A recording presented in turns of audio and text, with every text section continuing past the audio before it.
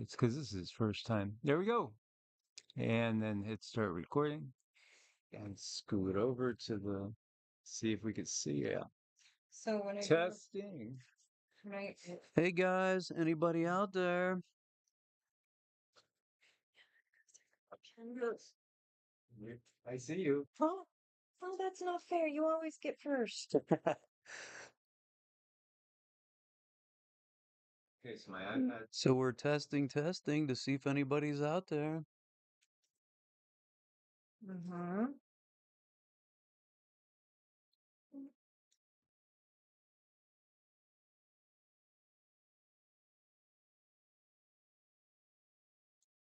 Lily is in the house. We got a lily. sighting. Uh-oh. We have a lily sighting. Oh boy. How do we, Oh, it how do should I show up. see? It should show up there. Yeah. Nick's got it. I'm not sure. Can you look at this? Shh, shh. Oh, okay. You're not seeing Lily? No, I don't see Lily. This is so weird. Having some technical difficulties, You know but what we could do too is let's try watching from here. oh, okay. Very good. Let's see. Because I'll show you that this is weird. We got two glitches to work on. Yeah. Here you are. Test live. See, I don't have him live. Watching from here. Oh, But okay. my phone always Very does good. this. Oh, there's Lily. Kristen Cougar. And All right. Kristen. Yeah. This is Okay, weird. heads. K-Head. To work on. Yeah. Here you are. Oh, Live. okay. See, I don't have him Broadcasting. live. You guys see us. Who was the first one? Lily? Yep. Oh, there's Lily. Yeah. Wow. All right. So we're just this is the first this is the maiden voyage relaunch of Universal Talk. And hey, Ann Carter. Yeah. William Shatner, 5x5. Hey guys. All right. So this is pretty cool. We're gonna, of course, we're gonna record it for those that couldn't make it live tonight. But it's always fun to have the participation of the chat. William Shatner, 5x5. Hey guys. Yeah. Yeah, it is good to see everybody. So again, I put this out on Facebook and X, and it's been a very long time since I did this. And I used to have a tech guy that just kind of set everything up for me, and they basically handed me the mic, and I started talking. Before that, it was actually at a AM station in Phillipsburg, Pennsylvania. And I think we did it at 10 a.m. on Saturday mornings, which was really fun to be live on air, the AM station. And then we simulcasted. Hey, Rosemary. And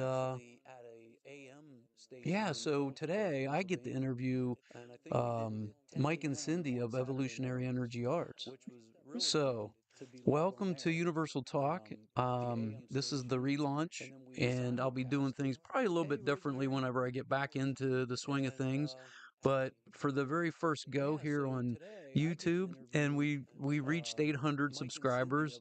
I don't have any idea what I had in the past. I know that we were shadow banned because we had our own counter, and we were watching people that were popping on, popping on, popping on.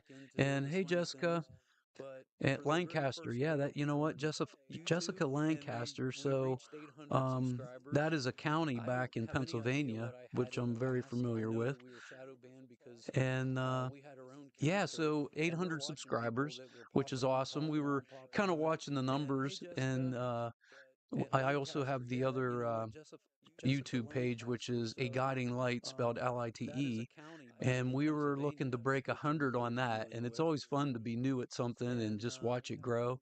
And, but yeah, so let's get back to it here. There's more people. Sassy Susie. There's a newbie. Or oldie but goodie. Oh, okay. So, yeah, we're going to interview Mike and Cindy today of Evolutionary Energy Arts. And I want to know what their journey was for the listeners. For those that are new on my channel, I want to bring this to the forefront here. And we're going to talk about the full moon, what to expect, what things you can do as far as modalities on the full moon, some of the things that I used to do for the blood moons and the full moons. And I guess I'll go with Mike first.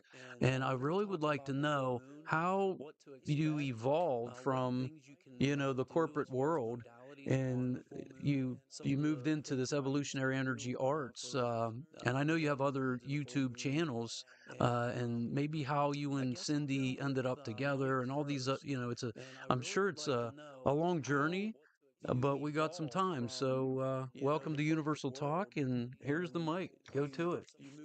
Thanks for having us, Dr. Joe. And it feels so cool and different to be interviewed instead of doing the interviewing.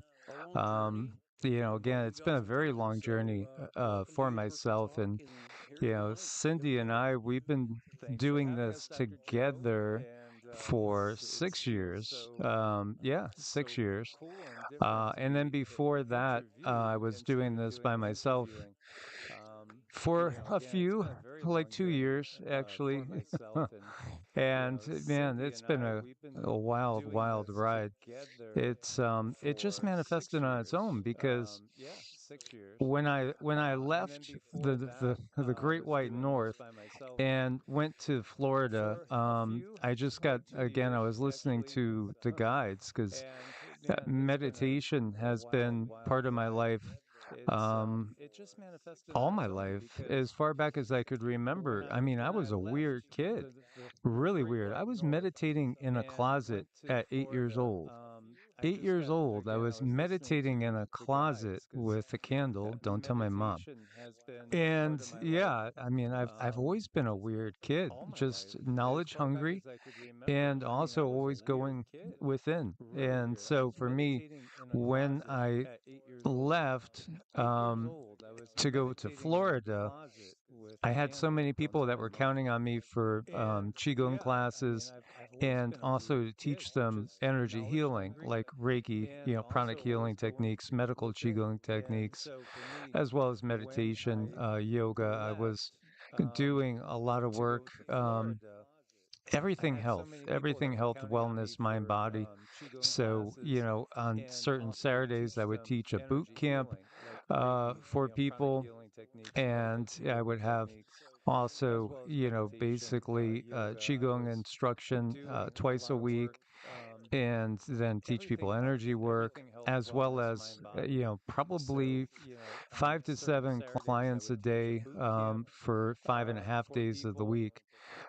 So I had a strong client base that I saw in person. And when I left, to go down to Florida from Ohio, it was everybody was like, why are you leaving us? No. And I said, well, you know what I'll do?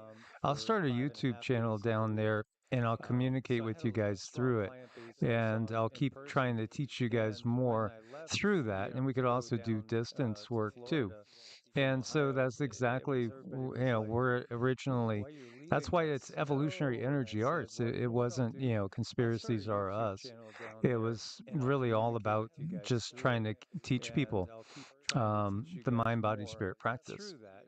Okay, that's great. How about you, Cindy? Can you tell us the elevator version maybe of because both of you, well, all three of us, we have this long history of getting where we are. But I mean, some of the things that I've learned more recently about you, and I've known you guys for several years.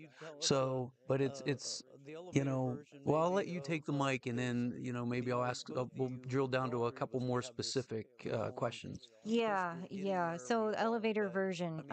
When I was little, no, but really, when I was little, I had these friends where I was, and when I grew up, and they kind of went away. I never knew where they went. So when I asked my father where my friends were, he looked at me and he said, "Sweetheart, you had no friends." And then I knew in that moment that I had been talking with dead people, and they were just as real as Mike and Joe is sitting here with me today. I had no idea that they were any different than anything else, and I never asked. I just knew, when my friends were there and when their parents dropped them off. And sometimes I even had days where I was kind of irritated because I didn't feel like playing with them. So it was very real. And when my father told me that, I just sort of walked away from it all. And it was a lot to take. It was like my jaw hit the ground.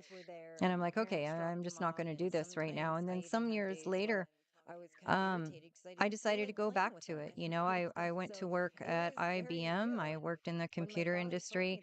I was very good at doing things like coding, hacking, programming. I had all of that in my mind a lot. It was just there. And I went through a period of my life where I had these really strange things happen to me. Like I had a walk in it was in the tri-states, so it was in Arizona and Utah Explain walk-in a area. little bit for anybody Okay. that doesn't know. So a walk-in is where another entity decides to join you on your journey. And I would say in most cases it's some type of programmed contract that you have with this being to come in and give you their understanding, knowledge, and abilities and past lives at a certain point in your life when you are at a certain place. And I was at this certain place, and it happened. And then when that happened, I lost all the ability to do anything but turn on a computer. That's about all I can do now. And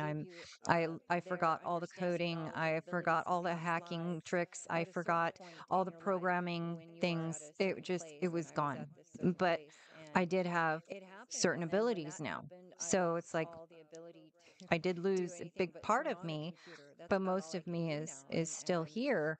And I had some other strange things happened when Mike and I first met, because he was on YouTube first, and then I joined later because I was interested in the qigong and the energy healing. And I did things instinctually. Like I ordered like all kinds of tuning forks, and I got my astrology software, and I never intended to actually use that for my life, my day to day life. I just did it because I had such a strong urge, and I had a strong urge to throw most of my stuff away. I had a strong urge to learn about energy healing and energy work and astrology, numerology.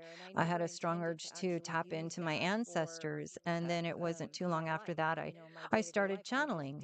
And I was in touch with some people call it Galactic Federation of Planets, Worlds, but the Galactic Federation contacted me shortly after Mike and I got together. And here I am on my path. So I do a multitude of different things in the occult world. I don't limit myself. If it's suggested to me, I will try it. And I'm self-taught in most everything I do, with the exception of Mike teaching me everything I needed to know about the energy work and healing. And here we are sitting here with Joe Mara. I mean, he has interviewed some amazing people, and we're part of him dipping his toes back into the water. So I couldn't be more honored and more humbled to be sitting here today helping him get back into it, because he's a very gifted man himself. Well, thank you for that. So, my next question, Cindy, I'm going to ask Mike this right now, but so it gives you a minute to think. These guys that have followed you all these years, um, is there anything what would surprise them to know about you? Some hidden secret that you haven't revealed to your followers that would be like maybe shocking to them? And I would ask Mike the same thing. Like, what hidden talents do you guys have, or what would what what do you think would surprise these guys? Well, I mean, I definitely have a passion for food. Um, yeah, and for cooking. And like we had a Mexican dinner tonight before doing the live. So everything was from scratch. I made the tortillas from scratch. The the filling was all from scratch. The only thing was not the hot sauces. We have a whole bunch, but I love to cook. You know, I actually was going to be um, a chef in reality. Let's see, is there an echo there, guys? Does anybody else hear an echo? Just want to check. I was thinking really I was going to go Johnson and Wells and become a chef, but then I ended up holding off on that. So yeah, definite passion and love for cooking. I love to just take care of people. That's just kind of in my nature. Um, I'll have to look at the settings to see if we could eliminate the echo. Let me just see. Yeah, while Mike is gonna sort this for me, I can hear the sound reverbing on this. If maybe can we like Oh, mute it? Maybe that's the problem. yeah, you can mute. Hit that and then see if it goes away. Okay. How about now? Are things any better as I'm talking here? Because I know that's really annoying um, while we have like somebody trying to be interviewed and it's just reverbing and echoing. And I actually have a slower chat, I think, Hmm. than you guys do. So, oh, it's Oh, clear okay, now. good. Awesome. All right. Sorry That about was that. excellent. Thank you, Lily. So here, Mike, go ahead and like Mike is a really good chef. I mean, I've been here for has it been a couple weeks now? Yeah, and again, the call came out that my family needed some help, and I kind of just dropped everything and came and I took a road trip to visit another friend in Florida, and then I came here to help these guys out, and um, they've been taking good care of me. It's kind of like an equal exchange. They're giving me a place to stay here where it's warm, and I'm from PA where it's nice and cold right now, which I really don't like. And they've been feeding me. Like Mike brought the scale out. I guess he took it back. And we're like curious, like, how much do you weigh? And I'm like, I think I've been gaining some weight because my belly's getting a little bigger. And it's not because Mike is a poor chef. I mean, every night it's like, what are you having tonight? And we're talking it over. And yeah, the Mexican tonight, the homemade tortillas were really scrumptious. And he asked me yesterday, I think it was, we were doing some painting, and he said, "What was your favorite meal so far?" And because they were all so good, it's hard for me to actually choose. And I don't know about, oh yeah, the dessert too. That was pretty good too. Yeah, it was. One of the things I take pride in is being able to cook authentic ethnic foods. So it's just something I love because I love sampling cultures from all around the world. And this is one way we could do it at home is to replicate the cuisine. So whether it's Indian or Thai or Mexican or something else. I just love to whip things up. I really do think we could do well in the food industry, but it's a tough industry. I've ran retirement communities in which basically it's like running a restaurant and then running a hotel at the same time with healthcare involved. And, that was challenging, but I found that, really, I didn't like the corporate side of it as all they cared about was the dollars. But I loved taking care of the people and thrived in it. And so it was definitely very fulfilling. I love taking care of people. He does, and I'm spoiled and totally spoiled, and I love it. And I don't mind one bit.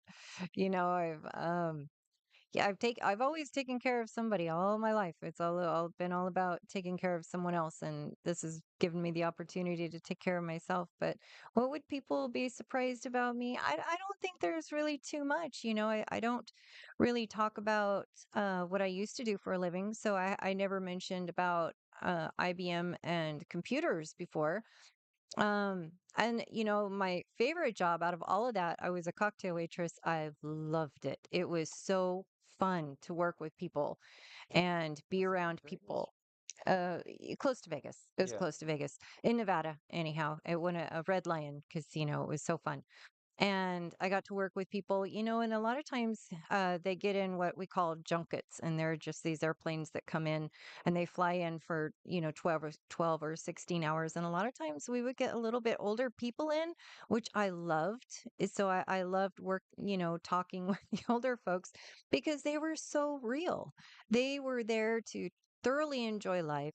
They did not mince words. If something made them happy, they said it makes me happy. If they didn't like something, they said it I don't like something. But most of all, they always had something really good to give you, a piece of wisdom, a piece of knowledge, good life advice, but they were really here to live in this world and not mess around. And I really appreciated that about people. So maybe, my past jobs might be a little bit of a surprise.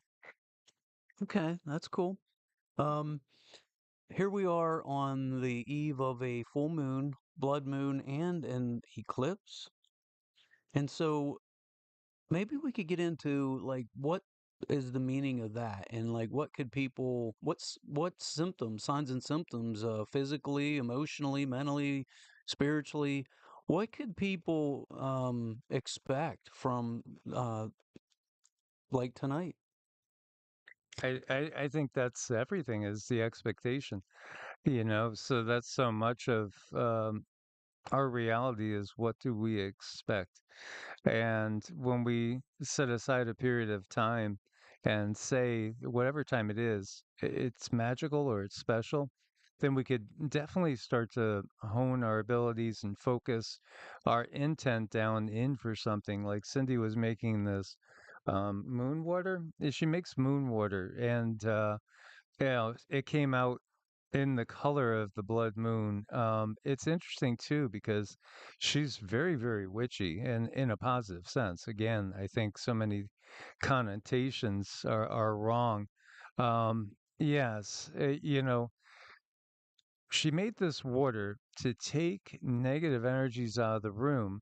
And it's wild because it ended up creating these bubbles that were like trapping these negative energies. And it does really work. Again, w- this whole reality is constructed for us to explore, play, to grow and to see what we can do with it. It responds to consciousness. Yeah, it's understanding that.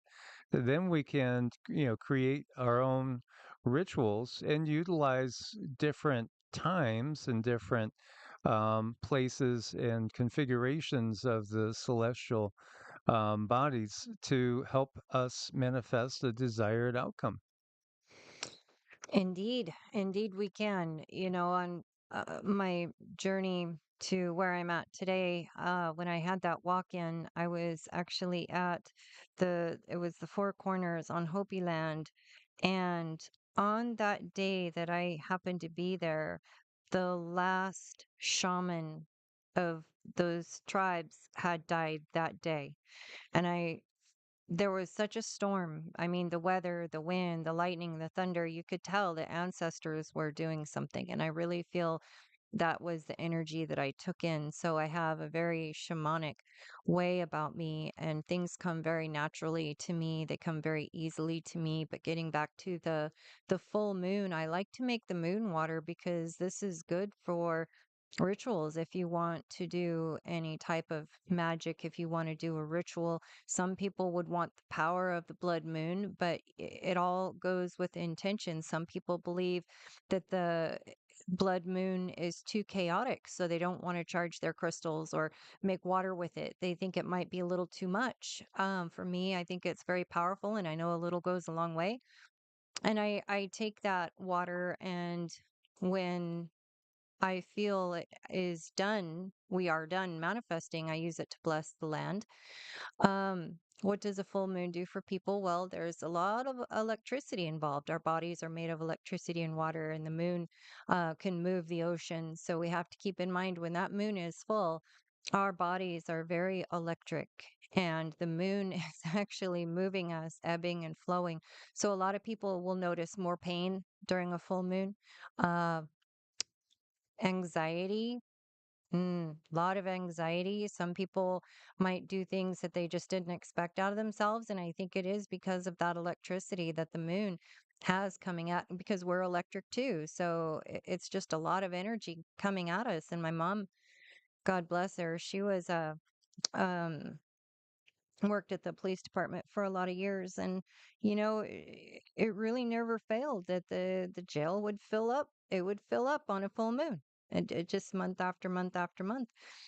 So the moon does a lot for us, and it depends on how we embrace it and how we utilize it and what we believe about it.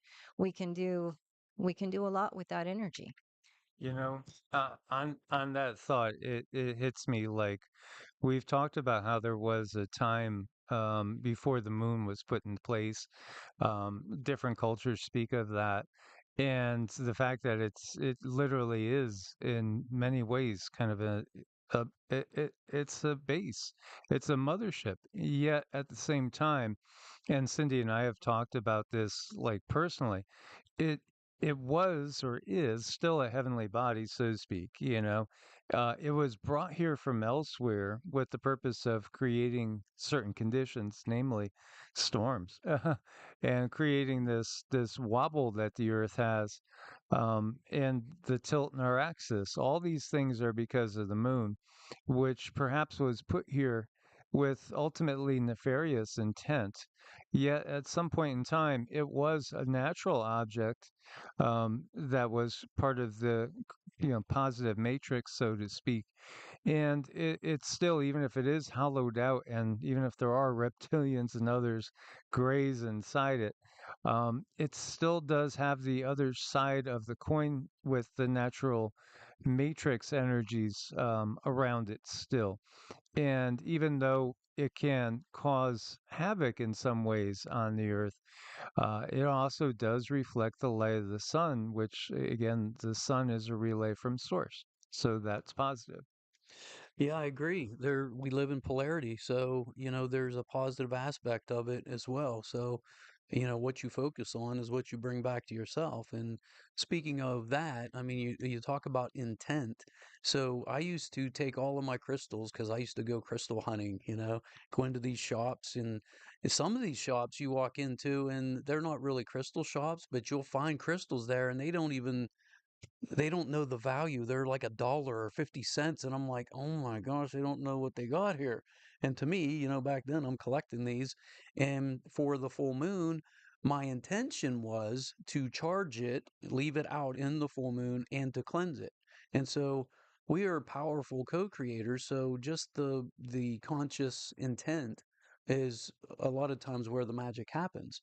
And so I worked in the emergency department, a couple different ERs, and I too had witnessed, all of a sudden you'd have a rise in, you know, uncanny, crazy stuff that was going on, and you're like, what is happening? And one of the nurses would say, is it a full moon or so? And sure enough, it would be a full moon. Like, and you ask anybody that's been in the business for years, there's a correlation.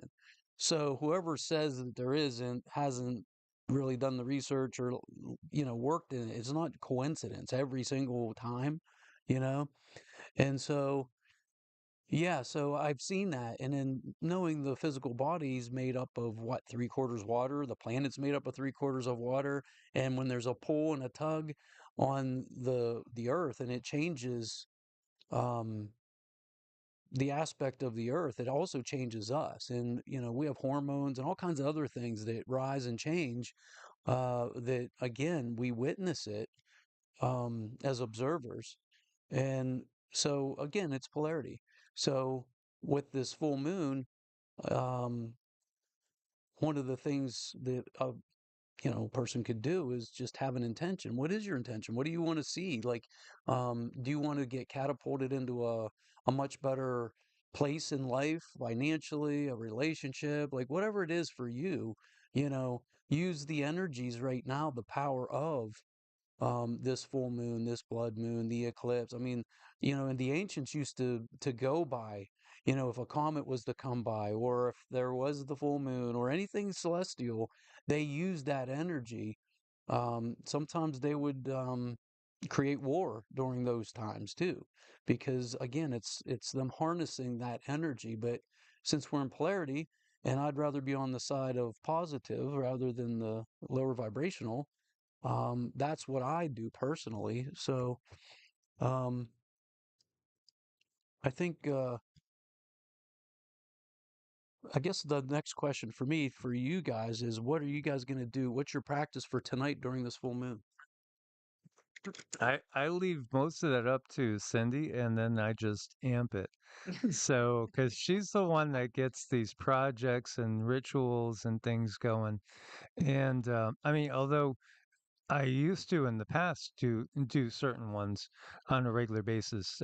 Right now, for me, it's mostly doing the tarot for direction, um, in direction on what the day looks like, and that was always, something that was a regular practice. But Cindy, oh, you never know what she's cooking up when it comes to um, anything a little bit on the witchy side. Well, for the past months, I have some manifestation letters that I've been writing. And this last month, I put out my manifestation water and I put one of my manifestation letters in there and I just let it get good and wet for a while. And then I just pulled it out a couple nights ago to make sure it's good and dry. So what I'm going to do tonight is I'm going to open up these letters and I'm going to read them out loud and I'm going to burn them. So, this is a way we get it out into the universe. You write it, you speak it, you burn it, you let the smoke go out there and do its thing. It's out in the ether now. And I've done this before and I don't do it lightly. I do this very carefully because last time I did it, not that anything bad happened, but boy, did my life change. And the things that I wrote down, almost all of them happened. And it was huge, huge, huge life change. So I don't take this lightly. So this is something I've been planning for a while. And this eclipse is so, so special because if you look at it, I don't know if it's Western, but in Vedic astrology, it is conjunct Saturn. And what does that mean? Well, Saturn can be a little bit difficult to deal with sometimes, and Saturn usually means letting go. So this full moon means whatever you have been just really striving for in life, if it's just not working out, Saturn says release it. But on the other side of that, you get to start something new. So, with everything that you have learned, all the lessons, all the hard lessons that you may have learned, you let those go and then you take that information and that knowledge and um you take that information and knowledge and you move forward, and this is for like an 18-year cycle, this particular eclipse, and it's a very powerful eclipse because of Ketu and because of Saturn, so it's important. Yeah, so this full moon, I guess the other thing you can do is like full moon like meditations so that you can um again harness the energy through your intent. And that was a good point, Cindy. There was some practices um when I was getting attuned in Moon Key, one of the things that the instructor instructed us to do was if you had any issues that you didn't want to have a confrontation, or you just, if the person might not be alive today, that you had issues with in the past, you write it down on a piece of paper what you would say to that person if they were right in front of you or if they were alive today, and just to get it off your chest, and then you burn it and you have the intention to release it so that it no longer holds you down or holds you back. And so some of these practices that have been used forever and by ancient cultures, uh, through attrition, people dying off, we have lost a lot of this information, these practices, but it's worth mentioning today. Again, you got so many followers, and we have like 23 watching right now, and which is kind of cool. It's our first broadcast here with Universal Talk, so thank you guys for all showing up. And for those who are listening to the recording later, um, moving forward in March, there's always the solstices too.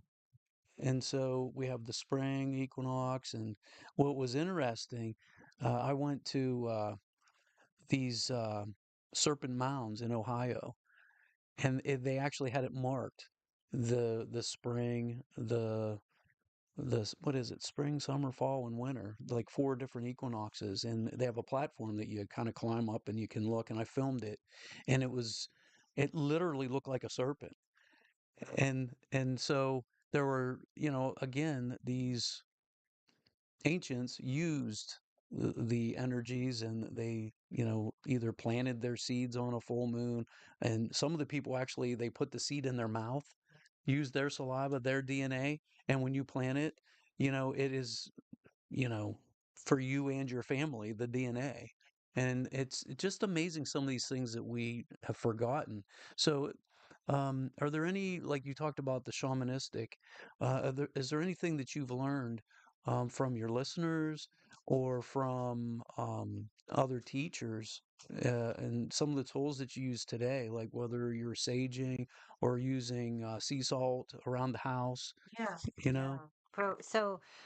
Sage, when I very first started using sage, I learned that the difference in the room was just palatable. I mean, there would be so much tension and so much stress in the house, and then I would light up the sage, and then suddenly I could breathe. I could take a deep breath.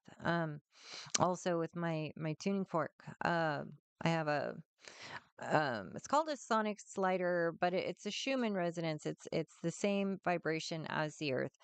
And if things are tense in the room, I give that a whack. And you know what? It sends out a vibration that's very grounding and very calming in the room. I have also learned that energy work distance is very powerful. It's just as powerful as having the person right there in front of you. I've learned that you can do time bending when you're dealing in energy work. And what I mean by that is, I've had people reach out to me and say, "Hey, I need some help. I need some help right now." And maybe I can't get to them right now, but just by them reaching out, things start to happen. Their body starts to vibrate. They start to feel better, or they have an emotional release. Something happens right now, and then I do the work when I get home. I call that time bending. I learned that from one of my one of my clients. So it was something that yeah, I found it to be very interesting. Sometimes there's a time delay when you work on people. You start working on them, and that they might feel it in 20 seconds. Other times as soon as they book the appointment, something happens and they have some sort of release or some sort of healing. So it's a little bit chaotic, the energy work, but it's very consistent at the same time. So, Mike, do you ever see like I know you guys have like three dogs, and you've had other um animals in the past. Have you ever noticed that um your pets um during the full moon or any other, I know that you and I have had discussions about them seeing things in the corner, like barking away, so have- Oh, yeah, absolutely. They will. Sita's very, very um intuitive, psychic, gifted. She sees people's attachments, and sometimes they'll freak her out. So, nothing skips by her like astrally without her noticing. And just plain old energy changes. I think good old Zeke, all the energy work I did around him, I think that really changed him energy wise. Cindy and I had talked about that. It was like, I think in his one dog's life there, it might have been like 12 or more typical dog's life worth of growth spiritually because of doing the energy work around him. Zeke was very good, but you know what? He dealt with things mostly in the 3D. If it was paranormal, no, he let dad deal with it. That was kind of cute.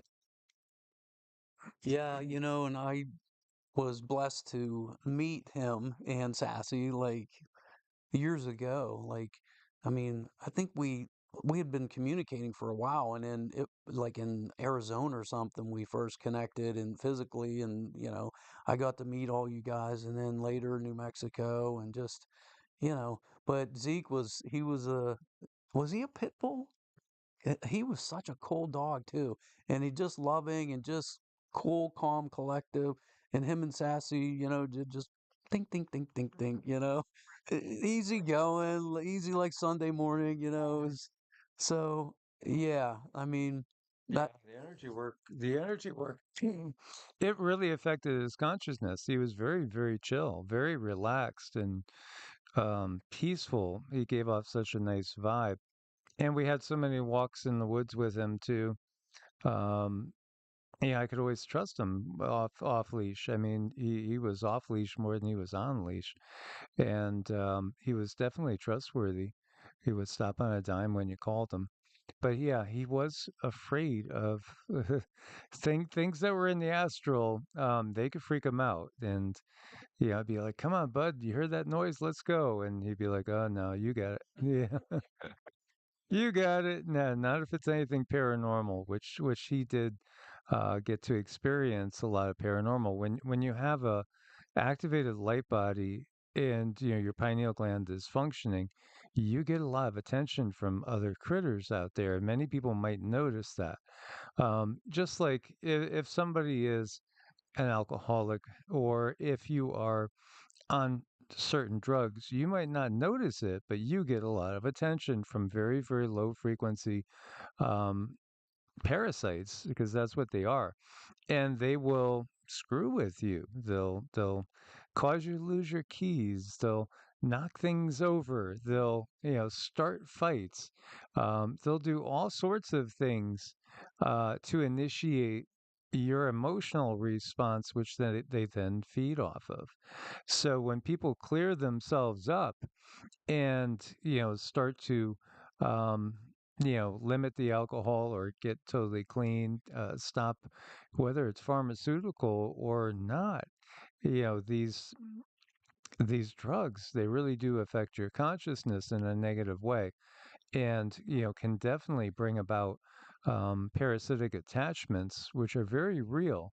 And just like the parasites in your body, often when you're craving sugar and cookies and things like that, it's really the parasites in your body that are saying, feed us, feed us, feed us. And it's coming to that realization is that, again, so much of our thoughts are not even our own if we are a typical person in this, operating in this world. Yeah, I'm reading down through the chat here, and I'm looking at the talking about sage and planting sage. I don't know if you guys remember in New Mexico, there's a road that goes from Mora, New Mexico, and it meanders through the mountains up and into Taos. And there's so much purple sage there. When it blooms, you don't even have to have the window down. You just smell all the sage, and it's just beautiful too. And then it's right along the road. You just pick it, let it dry out, and then you can use it to cleanse your house. That's the one cool thing. I don't know if you guys remember that in New Mexico. I don't remember that, but it gets me to thinking this year I am going to start growing my own sage because that's preferable. Like you said, putting the seed in your mouth, getting your saliva on it, that makes that medicine for you. And it also puts the energy into it. So if you're a healer and you're activated and you do that, it is going to make that plant medicine stronger. So I am going to start growing my own sage. I'm going to bless it. I'm going to talk to it. I'm going to sing to it. I'm going to do whatever it needs because it's going to take care of me. Yeah, we talk about energy healing, energy medicine, and basically everything is energy. And so, one of the things with um, getting fruits, vegetables, especially ones that you plant, and you provide water and nourishment, and you're loving it, and in return, as you consume it, it's a return. It's an equal exchange, and it's to their greatest joy to give back. And so, one of the things that people probably don't even consider is like when you get food that's imported, it may the palate, it might be palatable, but it's not as high of a vibration or sync up with your vibration like something more local. And so, I don't think that the science has caught up to these types of things. I mean, have you guys ever seen some of the technology where they'll take and they'll put some like out small alligator clips on like plants or trees, and it'll run through a synthesizer, and then it'll tell you basically it shows you what and how that particular tree it sings. Yes. Have you ever seen that? I think I have. Yeah, they communicate all the time. There's this communication going on that almost everybody is unaware of, but it's always happening. And so, yeah, of course, trees, they're very conscious. Think about their lifespans, how long they are too. They get to witness a lot, and they see a lot of crazy humans running around. With me, I didn't realize my senses had gotten so strong. And when you realize that the communication, you're communicating through all the cells in your body, your breath, your heartbeat, all of your chakras. You're not just listening and you're not just speaking anymore. You are feeling, and you're feeling and talking to the whole area around you. You're talking to the birds, the flowers, the trees. There's this big conversation going on. It can be very, very overwhelming, and it can really create a lot of anxiety for people. And that's where I definitely got into the mantras and the meditations, because it stopped my senses. So I view my senses as these very big horses when I'm being quiet, and I bring each horse up, sight, smell, taste, feel. I make them come up, and I make them just stop. Just stop, because everything is going, going, going, taking in, taking in, taking in, especially that heart chakra. And I'll tell you what, those meditations and mantras for me are absolute lifesavers when you get to be so sensitive. You're picking up the information, and it's magnified. And in a lot of ways, it's a blessing. But in this world full of technology, it can be really hard. It can be very difficult. You have to take the time to self soothe, to quiet the mind, to quiet the soul, and just bring yourself back. And you have to let those senses rest, because they're always doing something. Yeah, for sure. Again, it's like you're not going to find any of this in like mainstream science or I mean, it's almost, and I am laughing. I was going to say it's laughable, but you hear me laughing because it literally is like, yeah, I never had a course on this throughout all the classes that I've had over the years, but yet I've experienced it. And one of the things, a couple things I got to say. One thing is that people don't realize the post-traumatic stress that first responders, providers, doctors, nurses, whether you're working at an urgent care center, family medicine, um, nursing homes, like any kind of care, like it could be traumatic. Like you're taking care of these people for a long time. I was taking care of children, like babies. They would just come in and they just had like mom and dad, and I've been taking care of them, and now they have a baby, and you're taking care of them, and just all kinds of things can happen over the lifespan. And, some of the stuff can be, especially in the ER, some of the things that you just can't forget. And I know a lot of people talk about like the soldiers that come back from the war, and I've seen that and I've witnessed that.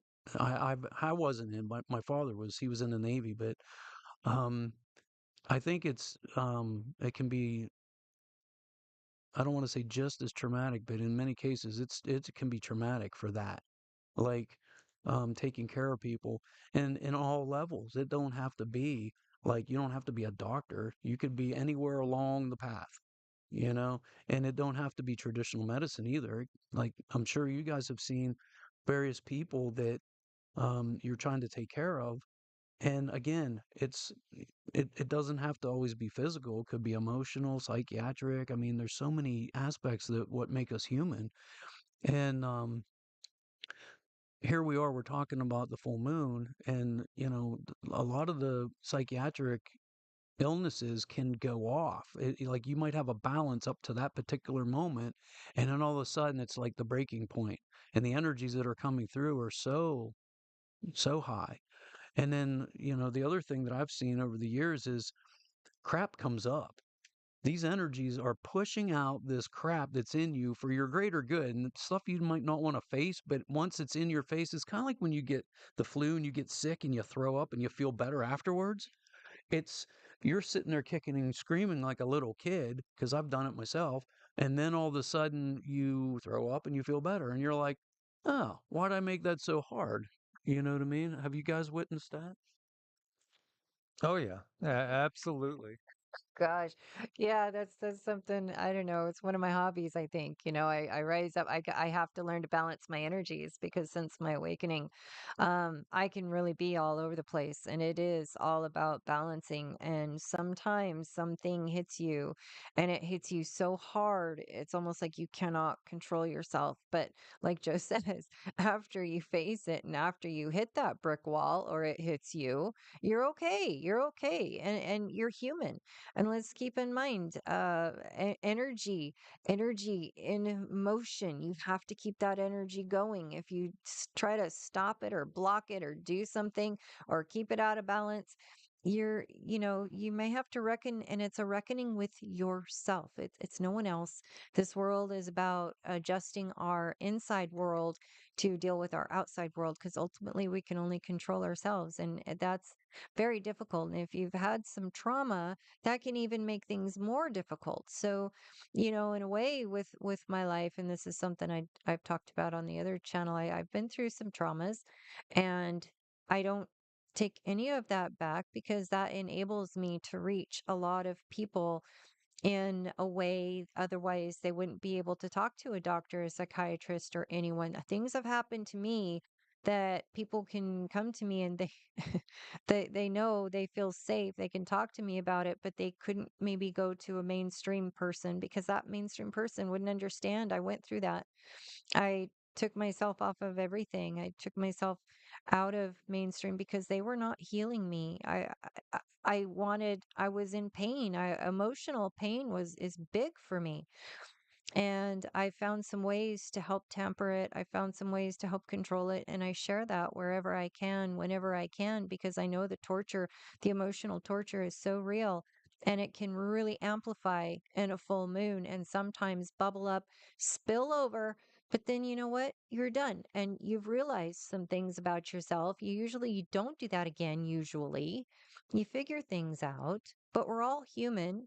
It's energy in motion. Don't block yourself up, or sometimes you don't even know that you are blocking yourself up, so I shouldn't say that. But we're all just human here, and we're all just kind of like a bunch of little kids, holding hands, walking each other home from school. Yeah, some of the things that we talk about, and I was just reading Lily's post here, and what I found is 3 days before or 3 days after the the moon or the eclipse or the psychic impression that you've had or whatever it is energetically, there's so many variables and energies that can influence the impression, the experience, whatever it is. But I've seen that over and over, and I always tell you guys the same thing. I'll say, "Hey, I have this impression. It's like welling up," and I'm like, "I feel like it's going to be this day, but look for 3 days before or 3 days after." The other thing I was going to talk about when you talk about cycles, I have to bring it up. Women can sync themselves up with the moon. And that's something when I found that out and I realized how tied to the earth I really was, that was just kind of like awe-inspiring for me. It's like, wow, I am synced up with the moon, and that is absolutely amazing. Ann Carter, question for Cindy. How does a parent support a child going through a similar experience that you had in your childhood in the best possible way to help them develop in a balanced way? And I had have a child that is very gifted and she could see a lot of things. And I knew that when she came skipping out of the classroom saying, Mommy, Mommy, my friends have sparks. Hi. I just knew. I'm like, okay, she's like me, so I needed to find my way back. And I just supported her by believing her, by listening to her. Sometimes she would tell me the beings that she saw, and I'd have her draw pictures. And I'm so glad that I did that because I have a record of everything. She was so much like me, before puberty, like she could see everything and she would tell me all the things. And but then after puberty, that all went away. So I realized with what my problem was when I was little, I was mixing up my third eye with my two eyes, so I didn't know that there were things separate than me. To me, everything was one. So she may have gone through something like that. And now she's realizing, hey, okay, well, these things aren't very, I'm not like other children, and she's not. So continue to support her in any way that she needs. But for my daughter, it was listening to her, having her draw pictures, and just sitting and talking with her if she needed. And that was enough. And I'm still there for her if she ever needs. So I'm very grateful to be able to assist other moms because I do work with other moms with very gifted children. It's not an easy road, it's a very lonely road, but it's okay. And it's natural, it's normal for all the star seeds that we have coming in. But might notice it might get worse or more interesting on a full moon. Yeah, so I'm sure you guys realize, well, maybe you hadn't even considered this, but a lot of the providers that are out there have had patients that come in with these experiences. And depending on who the provider is and how open-minded they are, um, it dictates what treatment the person gets. And so, because I had personal experiences prior to going into school and I was open-minded and all that, I kind of see things a little bit differently than a lot of my colleagues, but in a balanced way. And I've, like we were talking the other day, I've been on the rooted in and, 3D world, and I've also been airy fairy and just want to be like the heck with this world and, all love and light and, rainbows and butterflies, but in a balanced way. We we have to be in a place that literally we own all parts of who we are. And so when you're dealing with your children, I like that, like listening to them and not saying, "Oh, you're crazy, you're seeing things," or it's your imagination. No, you literally you listen for one, but two, it's important to discuss to them like, "Hey, um, there's a safe place. It's right here with me. You can talk to me about this. However, like you have to try to protect your kids from the outside world until they have developed enough discernment that they can protect themselves and know who they can trust, who they can and cannot talk to, because that's unfortunately the world we live in. There's a lot of mean people, judgmental people that um don't have your best interest in mind. And so, whenever I've seen this in my day-to-day practice, I literally had to say, okay, is this actually a psychological problem? Is this a medium that just don't know their medium or have psychic abilities? Um, I mean, I had patients that come in, and because they were open-minded with me, and I knew I was open-minded, or they knew I was open-minded. So they're telling me about the ghosts that they experienced in their new house, or they had a house they were lived in for 5 years, and they started doing construction, ripping stuff apart, and the ghosts started popping out. So they're telling me all this, and I'm like, really? They're like, yeah, would you come over? I'm like, and this was back in the day. Like I used to take my doctor bag, and I'd go and I would actually see patients um, for certain things. Like if it's an elderly person that couldn't get out, I'd make a home visit. But I'd also do some of these other checks. Like they would say, "Hey, will you come over and check this out?" And I'm like, "Yeah, I'll bring my friend Terry. We'll go check it out." And it is like nobody does that. You know what I'm saying? Like, but to me, it was of interest. And of course, I'm a scientist and I'm also open minded. And I'm like, oh, wow.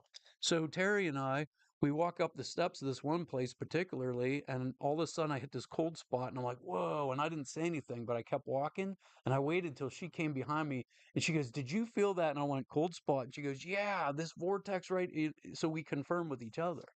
And so, anyway, I think that it's important to discuss all these things in a matter of fact way, and not tell your patients they're all crazy. Right. I mean, like, I'm sure, like, have you had experiences that, you know, like if you've gone to the doctor, if you would you tell, Mike, would you go in and tell them some of these experiences you've had? Or would you Mm. not tell them? No, I had a naturopath I could say anything to, um, and that person like helped me through Lyme's and more, helped me through understanding that I was extremely unhappy as a person, in the first place. Yeah, it was fabulous, it was very, very insightful. So that person I could talk to about that, but an MD, no, that's a rarity. And as you're talking, Joe, I'm thinking, well, that's more like what I encountered working with a paranormal research crew. I worked with a bunch of military guys stationed at Fort Jackson that were looking for somebody that was intuitive and energetically sensitive to help them in their investigations. I mean, I forget if it was how I saw them. They ever actually advertised, and I was like, that sounds fun, because I've had experiences my entire life. Uh, but like Cindy, it's it's something you just don't share with people because they'll think you're crazy, but that you've experienced these things. Now, when my own kids, both of them who are 10 years apart, are saying that they've had encounters with ETs, and my own dad, who was brought up in a Catholic church, very Catholic, he went to Catholic school from, kindergarten through 12th grade. And yet he had encounters too. So, then there's something in the bloodline and you guys are all sharing something that's definitely tangible. But when you see things, like I saw an entity on the side of my bed and I was terrified, absolutely terrified. He came back 2 nights in a row. And what did he look like? If you've ever seen depictions of Ebens, EBEN, extraterrestrial biological entities, um, I know what's her name. Gosh, she did so many interviews. I always think of her as having exaggerated lips nowadays. You know that Linda Moulton Howe. Yeah, she's done interviews and stuff, but that's what I saw. But then Cindy was able to tap into that through me and see that this was actually a friend. It just seeing this entity that was about 3 feet tall with a big head, not a gray, different than a gray, scared the crap out of me. But he was actually a friend from, a higher dimension. Well, he was there just to let you know that he was there. There was no intention to to scare you. You were just, you just didn't know, and you don't know what you don't know. And a lot of times when we are awake and our light body is awakening, the traumas can show through and it can bring other entities in, other beings in. But no, I mean, I have a lot of trauma surrounding going to doctors because my I was more tortured when it comes to other entities and seeing other beings and having certain visions. I couldn't make them stop. I could not make them stop. So every doctor's visit for me was about make this stop, make this stop. And they couldn't. That's what they want to hear, but they couldn't make it stop. They absolutely could not make it stop. And I did. I don't share this too often, but I did. I ended up in a hospital because the visions would not stop. And if I understood now, I would never have gone that route. Absolutely not. But when you are being tortured by some of these beings and you have a lot of trauma and they know that and they come to feed on that, um, and you're highly, highly sensitive, you look for relief and you trust that these people are here to help you because after all that's what they did. They went to they're supposed to care for you. They're supposed to care, right? That's what they're supposed to do. And it just wasn't like that. And It was really difficult for me. I had to do a lot of work on myself to help clear up a lot of these traumas, to clear my vision, and I had to try just different types of plant medicine. And although I don't think everyone should go that route if you don't need to, but there is some healing in the plant medicine area. So I didn't find any relief from anything that they gave me, and it was a tough road. It was a traumatizing road, and I'm still unpacking a lot of things because I was taught not to express myself. I was taught not to say what I see. But it took one curious person to help me begin to unravel. So for Joe being there for people and just being a curious ear saying, sure, what's your experience? That brings so much relief. When Mike was simply curious about me, he wanted to know more about me. I'm like, oh, wow. And he doesn't want to put me on medicine and he doesn't want to lock me up. This is interesting. So at that point, I was able to start to talk about my life and talk about the things that I could see and open myself up and find some healing. So we have a big problem out there. We have a lot of people who are very gifted, but they're also very traumatized, going in and getting all kinds of labels slapped on them. And it's just all backwards right now. So they need help. They need healing. They don't need those labels. You know, for a good thing to go into, like what to expect, and this would be a different show because it will go on forever. But what to expect in the coming days, weeks, years, not geopolitical, but just the changes of the yuga. I mean, it's going to be drastic, and I don't think people really understand that. Just how much everything is going to evolve and become completely different, so yeah, I would think that we could say we feel like a tight knit group with those of you that are in on the live, and I do bet that everybody that's in this live has had similar experiences to a degree. um, we're all probably thought of as unusual, yet we're going to become the majority. This is part of the awakening. So I like to think of it as, we're going back to a time of the reality of myths and legends manifesting in front of our very eyes. And, you know, it's just exciting, really. I think it's really exciting, and also exciting in that you won't be, oh, well, full frontal lobotomy, or do you want some Prozac? You know? Yeah, so a couple things. One, and I'm reading the chat, and Lily puts in here practice, laugh out loud. And so when we went through our education, they call it the art of practicing medicine. And so, of course, my practice, when I say that, it's because of the lingo that was imparted to me or programmed in me. And it is, it's like, yeah, why are we, what we're practicing? Like, we don't know what, like, it's the art of practicing medicine. And to me, I actually, as I'm saying it now, I didn't like it before, but I kind of do because you're practicing art, meaning each person is individually different. You're assessing the situation in such a way that not everybody gets the Prozac as you were just talking about. Not everybody gets, the same treatment. And so, ironically, I had an experience that was exactly opposite of what you said. Like they were putting you on medicine and they the couldn't get They couldn't get the vision. the visions to stop. So I was telling Mike this the other day on a ride over to do some work, and I had a lady that came in brand new to me, and she wanted me to give her this medicine to make her. She won't even tell me what it was. She says, "Just could you, I know I'm new to you, but here's my bottle. Can you just give me a refill on this?"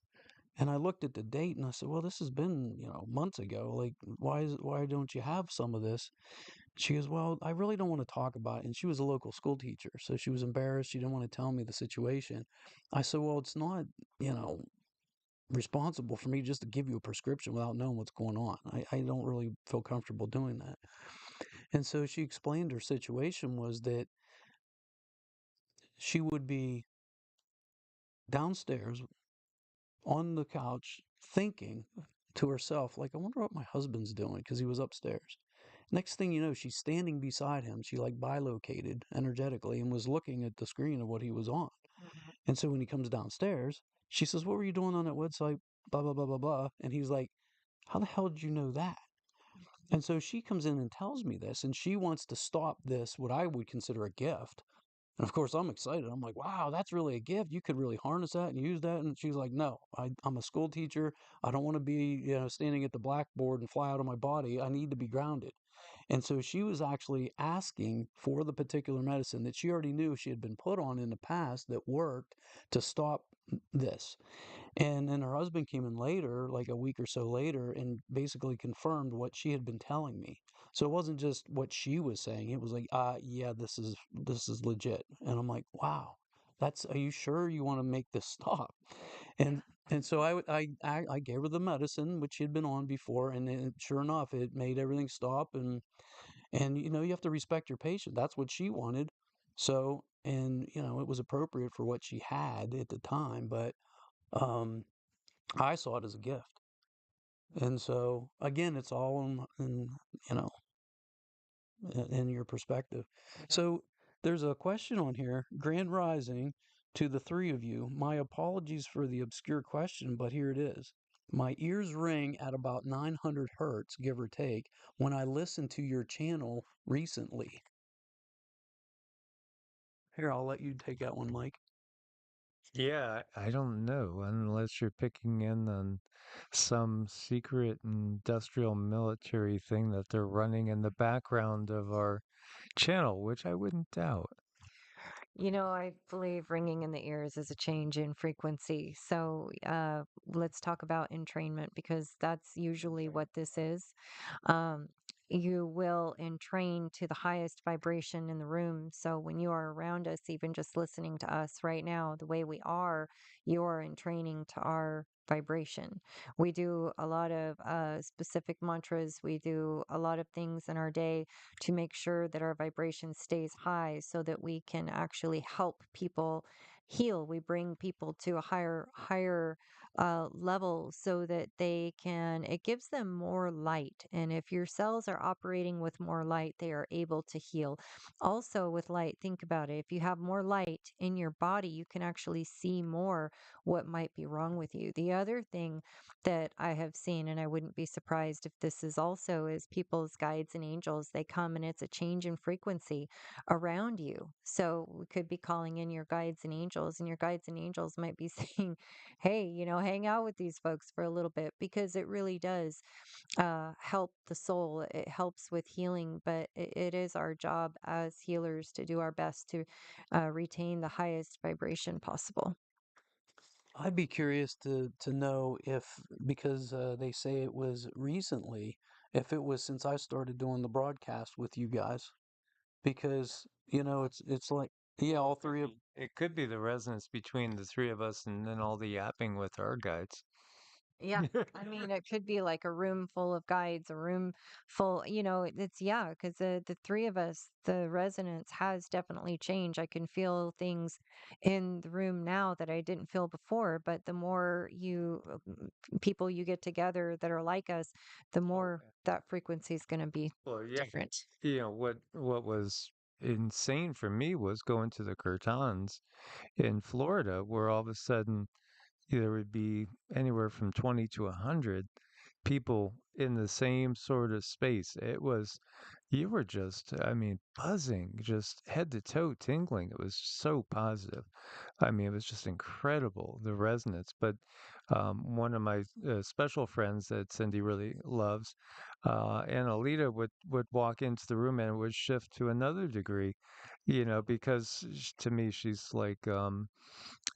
kind of like a Ananda Mayi Ma type vibe. She has such a beautiful frequency herself. So yeah, absolutely. When there's what two or more gathered in my name, then there's love. Yeah. Well, again, it is love when you're trying to do something positive and always putting out, positive intentions and trying to help as many as we can. And it's also very curious how that really screws up the machinery of the system because I mean we've had Cindy has crashed so many computers and dentist office, doctor's offices. um, yeah, yeah, we routinely have lights go on and off. We have created blackouts in whatever neighborhood we're in. There's transformers that end up blowing at some point in time, and we apologize in advance. Yeah, so the other thing is like I've had these experiences with the ringing in my ears at various times, and some of it is associated with the location that I'm at, with people that I'm around.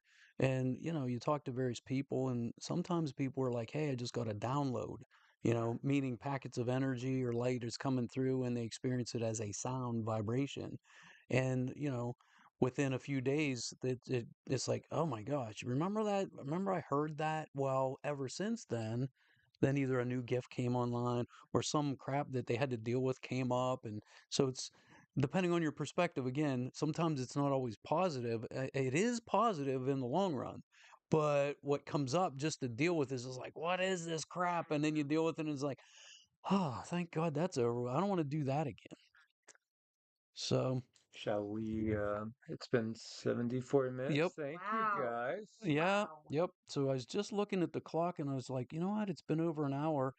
And I guess it's probably time for us to close up shop here.